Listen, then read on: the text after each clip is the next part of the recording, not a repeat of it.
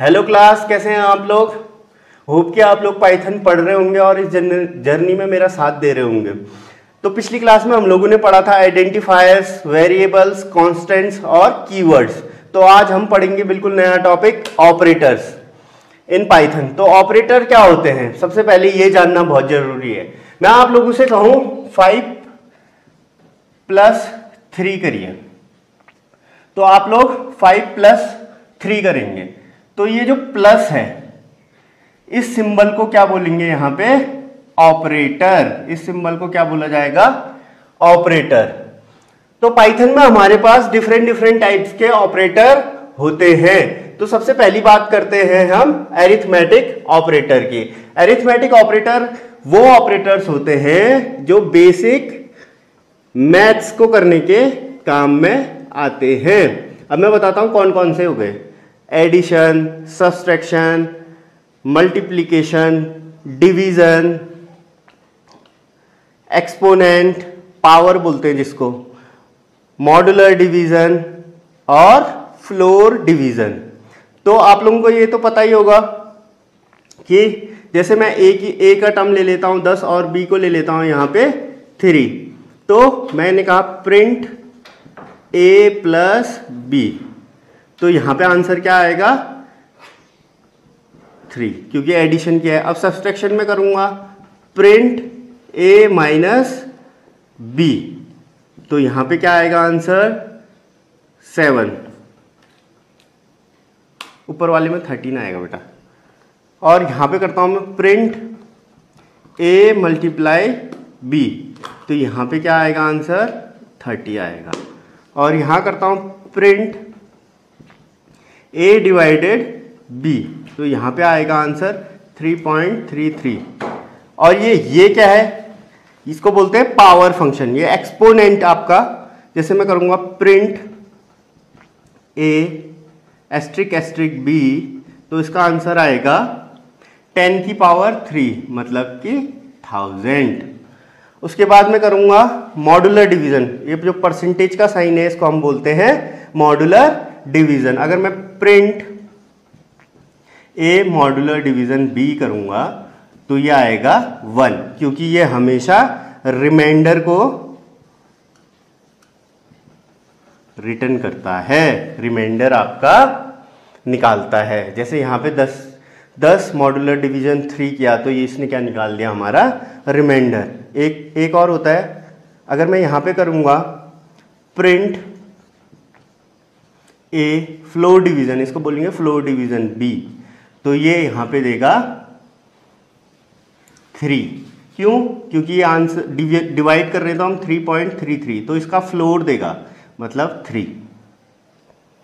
यहां तक सभी को क्लियर हो गया होगा, अरिथमेटिक ऑपरेटर सभी को क्लियर हो गया होगा। इसके बाद आते हैं हमारे पास दूसरा ऑपरेटर है रिलेशनल ऑपरेटर्स। ये दो वैल्यूज को कंपेयर करने के काम में आता है। दो वैल्यूज हम इससे कंपेयर कर सकते हैं। अब रिलेशनल ऑपरेटर्स क्या क्या होते हैं, देखो, equal to, not equal to, greater than, less than, greater than equal to, less than equal to. अब हम एक एग्जांपल से समझते हैं बेटा। देखो, अगर मैं x की वैल्यू यहां पे दे देता हूं 5 और मैं प्रिंट कर रहा हूं x = 10, तो ये क्या होगा, फॉल्स। x की वैल्यू 5 है और हम 5 को चेक कर रहे हैं 10 के बराबर है, तो नहीं है, ये आएगा आपका फॉल्स। उसके बाद मैं यहां पे प्रिंट कर देता हूं x ≠ 10, ये आएगा ट्रू, क्योंकि x की वैल्यू है 5 10 के बराबर नहीं है, ये आएगा आपका ट्रू। अब मैं यहां पे कहता हूं प्रिंट x > 2, तो यहां पे फिर आंसर आएगा ट्रू। ये है हमारे पास रिलेशनल ऑपरेटर। ऐसे ही आप लोग इसके भी कुछ एग्जाम्पल करके मुझे कमेंट करिए। तो अब हमारे पास अगला ऑपरेटर है लॉजिकल ऑपरेटर। अब लॉजिकल ऑपरेटर किस काम में आता है, ये कंडीशन को चेक करने के काम में आता है। अब देखिए, मैं वैल्यू लग देता हूं यहां पे x की, जैसे 5। इसमें 3 चीजें होती हैं, एंड, और नॉट। लेकिन जब आप इसको लिखोगे ना, पाइथन केस सेंसिटिव है, इसको छोटे में लिखना। अब देखिए मैं x की वैल्यू 5 लिख देता हूं। If x greater than 2 and x less than 10।